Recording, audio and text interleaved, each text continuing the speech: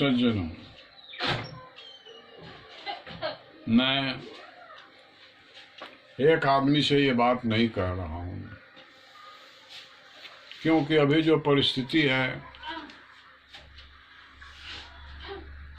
वो सारे विश्व में एक ही है और वो है कोरोना।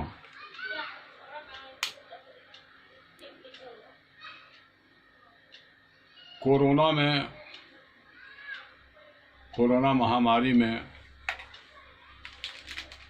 सोशल डिस्टेंसिंग चल रही है और यही महत्वपूर्ण भी है। तो मैं ये सिर्फ भारत और नेपाल के बारे में नहीं कह रहा हूँ, जहाँ बहुत पहले से छुआछूत की परंपरा रही है। सारे विश्व के लोगों से कह रहा हूँ, हर वर्ग से, हर जाति से, हर व्यक्ति से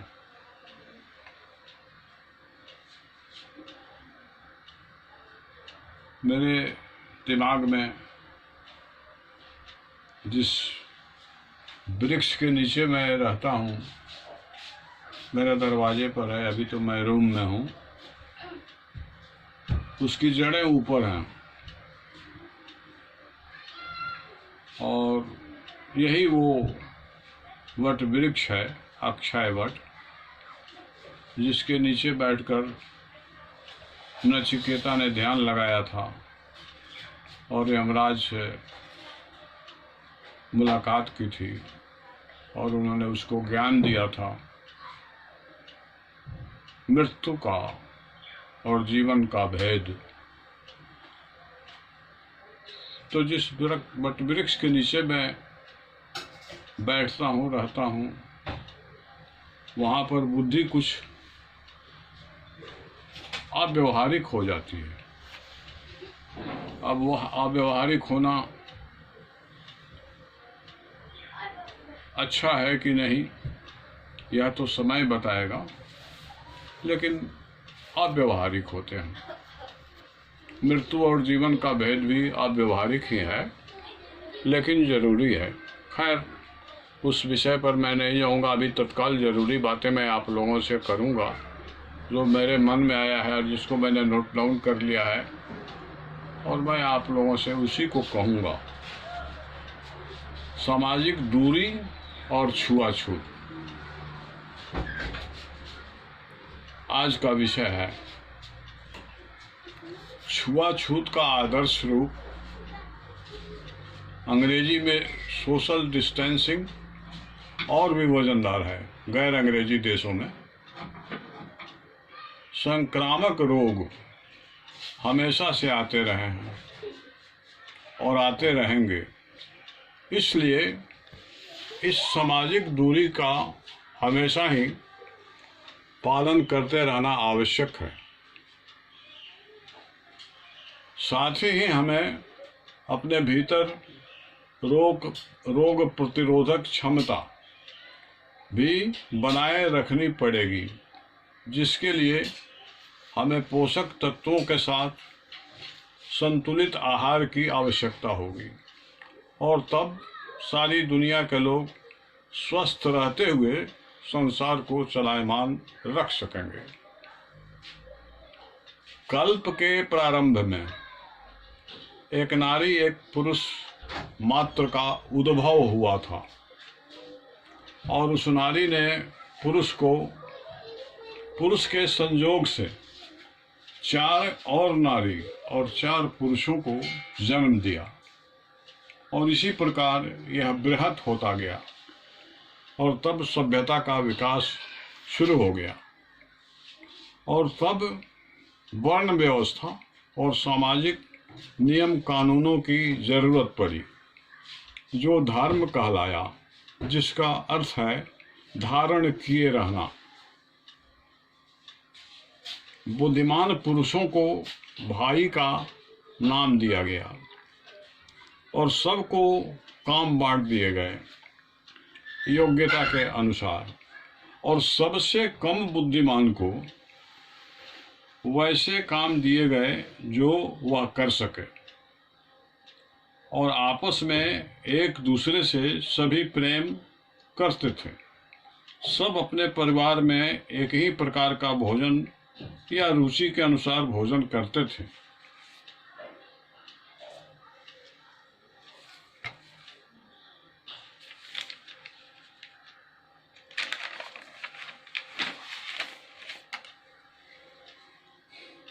सभ्यता के क्रम विकास के साथ आबादी बढ़ी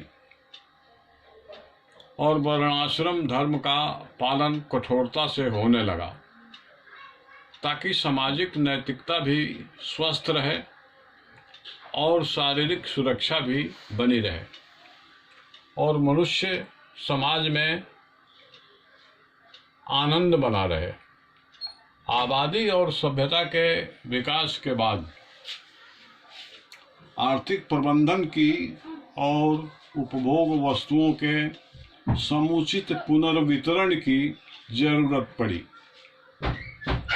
भले ही उस वक्त तक रुपये का आविष्कार नहीं हुआ था, उपभोग्य वस्तुओं का मूल्यांकन सोने चांदी से होने लगा और फिर रुपया भी पहुंच गया और आबादी भी बढ़ गई।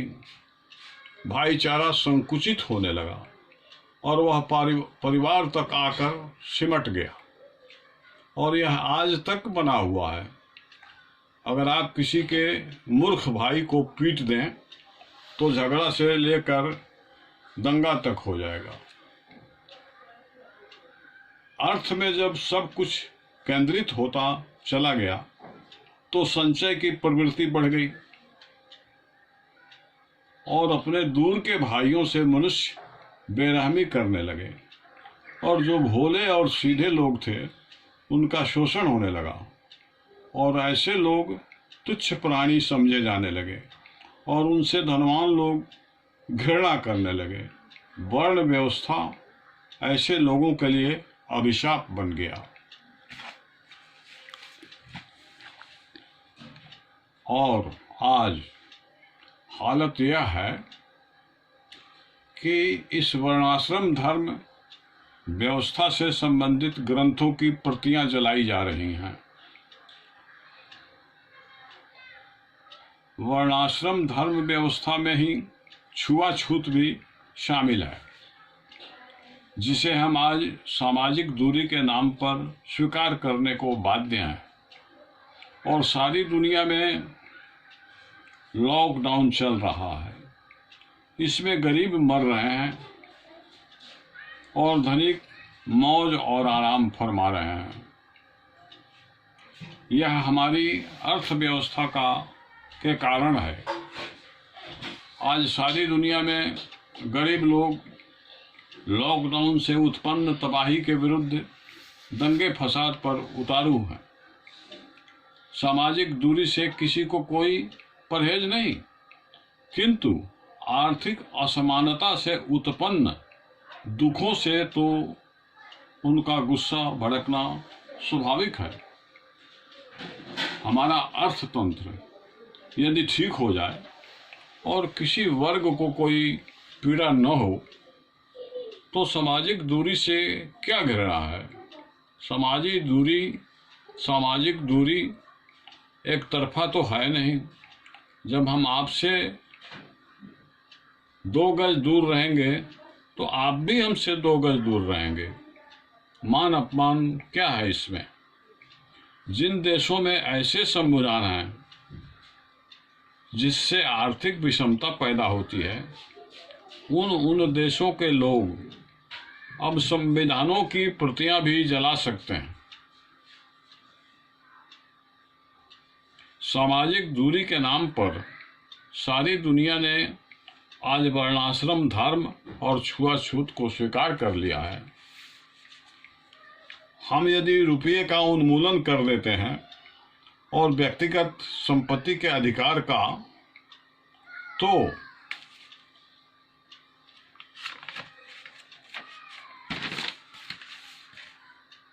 देश की जनता इतना धन पैदा करती है कि किसी के घर में भोजन का अभाव न होगा और हर पोषक तत्व उसे मिल सकता है, और जो धनिक भोगते हैं गरीब भी भोग सकेंगे।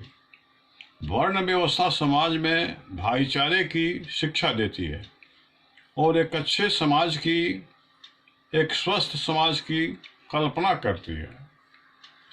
आज व्यक्तिगत संपत्ति का अधिकार नहीं होता तो पूरा विश्व ही आज अछूत नहीं होता। अभी कोरोना महामारी में पूरा विश्व ही छूत अछूत हो गया है। छूत नहीं हुआ, सब का सब अछूते हो गया है। मेरे लिए आप, आपके लिए मैं। आज व्यक्तिगत संपत्ति का अधिकार नहीं होता तो पूरा विश्व ही आज अछूत नहीं होता। सब समान रूप से संपन्न होते, सबको सब कुछ उपलब्ध होता। मान अपमान घृणा प्रेम का कारण आर्थिक असमानता है। यह अगर दूर हो जाए तो वर्णाश्रम धर्म व्यवस्था सबके लिए अमृत हो जाएगी। हर मनुष्य संक्रामक या असंक्रामक किसी न किसी रोग से पीड़ित है। हम कितने लोगों की जांच कर उनके साथ बैठेंगे? छुआछूत का फायदा तो दोनों पक्षों के लिए है। यह अस्थायी ही रहे तो हर्ज क्या है? कोरोना वायरस महामारी और अस्थायी विपदा है, किंतु आर्थिक असमानता तो हमेशा ही जानलेवा है। आज हम एक सवर्ण पूंजीपति को एक अछूत पूंजीपति के साथ भोजन करते देखते हैं, और एक शूद्र या अछूत पूंजीपति अपने ही गरीब भाई से दूरी बनाकर रखता है। मामला आर्थिक है। आर्थिक विषमता और आर्थिक समानता ही मूल विषय है। छुआछूत तो कोई विषय ही नहीं। स्वस्थ नैतिकता और स्वस्थ शरीर वर्ण व्यवस्था का मूल मंत्र है। हम इस पर ध्यान न दें।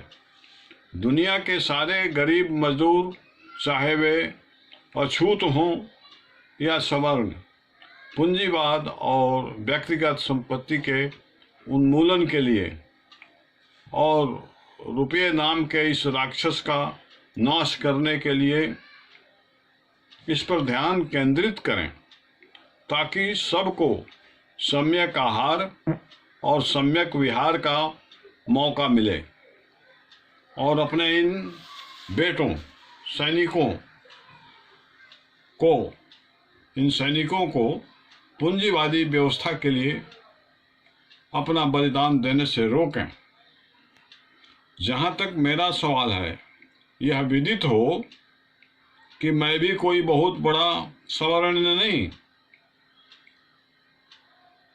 अछूतों के निकट का ही पड़ोसी हूँ, वैश्य, और सभी धर्मों की अच्छी बातों को ग्रहण कर लेने वाला एक सामान्य मनुष्य हूँ। सूदखोरी इसलिए इस्लाम में हराम है कि सूदखोर हमेशा दूसरों की मुसीबत का इंतजार करता है। यह उसकी रोजी है। और वैसे ही पूंजीपति मनुष्य जाति पर या राष्ट्रों पर विपत्तियां आती हैं तब वह इस अवसर को अपनी पूंजी को दोगुनी करने में लग जाता है। संसार के सभी मूक प्राणी एक हों। जय विश्व मूक प्राणी। विश्वनाथ प्रसाद चित्रकार, विश्व मूक प्राणी संघ। धन्यवाद।